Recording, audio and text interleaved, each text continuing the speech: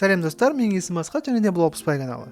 Бұл каналдағы менің басты мақсатым тауарларға шолу жасау арқылы адамдарға онлайн сатып алуда жәрдемдесу.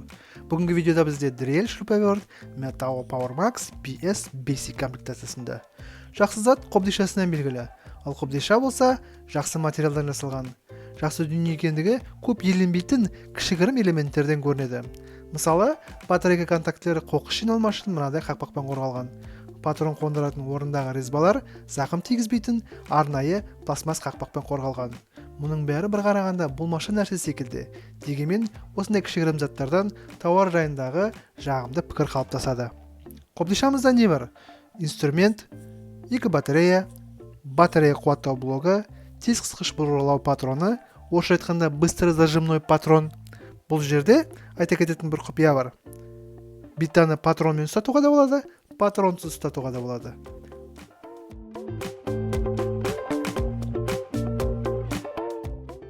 Бұл жерде менің ойымша өндірушінің ойы шуриктің патронсыз ұзындығын қысқарту. Бұл мысалға кейбір жерлерде пайдасы болуы мүмкін. Шурик нақты номиналды 10.8 вольтпен жұмыс жасайды. Батареядағы 12 вольт жазуын маркетингтің айла десе де болады. Батарея көлемі 2 ампер сағат. Айтпақшы, батареялар зауыттан қуатталып келеді. Батареяны 0-ден 100%-ға дейін қуаттау 1 сағат шамасында уақыт алды. Құралдың салмағы 800 грамм. 2 жылдамдық қадамы бар. Бірінші жылдамдықта 360 айналымға дейін. Ал екінші жылдамдықта 1400 айналымға дейін минутына. Айналым жылдамдығын әдеттегідей шүріппені басу үшін реттеу арқылы жүзеге асырады. 20 айналу моменті және бұрғылау режимі бар. Темір тесу үшін 10 мм-ге дейін, ал ағаш тесу үшін 18 мм-ге дейін бұрғы қолдануға болады. Жарық диод шамы қараңғы немесе жарық шамалы жерде жәрдемдеседі. Қосымша белгілі болатын ілгіші бар. Бұл ілгіш инструментті қолдану үрдісін өте ыңғайлатады.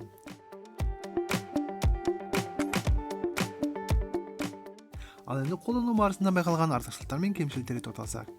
Ең басты кемшілігі бұл бағасы 40 000 теңге. Мұндай инструментті сұрап келсе, беру немесе бермеу екі талай. Жалпы инструментті ешкімге бермеген жөн. Қосымша бір кемшілігі өзімен бірге бита немесе бұрғы жоқ. Енді артықшылықтар жайында. Қобдишасы және инструменттің өзі жақсы материалдан жасалған. Екі ауқымда ұзаққа жететін батареясы бар. Жеңіл салмағы және оңтайландырылған эргономика арқасында инструментті қолда ұстау ыңғайлы. Шағындығына қарамастан қуатты. Қобдишада бос орынның болуын артықшылыққа да кемшілікке де жатқызуға болады. Яғни бос орынға қосымша заттар салуға болады. Бірақ бос орынның көп болуынан патрон мен қосымша батарея қобдиша ішінде билеп жүреді. Менің ойымша қобдиша конструкциясында бұл заттардың орнынан қозғалмайтын мүмкіндігін қарастыру керек еді. Қорытындыласақ, бағасы мен сапасына қарасақ, бұл инструмент үйге арналмаған. Бұл инструментті кәсіпқой құрылысшы күнде қолдану керек.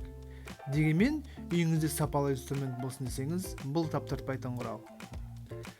Бита мен бұрғыны есепке алмасақ, бұл инструмент қораптан жеткілікті деңгейде қамтылған. Шуриктің жеңіл салмағы мен ыңғайлы эргономикасы арқасында құралмен кез келген жұмысты атқару оңай болады. Бүгінше осы. Соңына дейін қарағандарыңызға рахмет. Сіздермен болған Асқат және де бұл Алпыспай каналы. Каналға жазылуға ұмытпаңыздар. Лайк тастап кетіңіздер. Комментарий жазыңыздар, сұрақтарыңызды қойыңыздар. Сау саламатта болыңыздар. Сендер скілсің бе? Нұрым. Жаннырда. Мен ашта. Нұр таста, жанарда. Жанарда. Осын үрскіл қайтадан, да?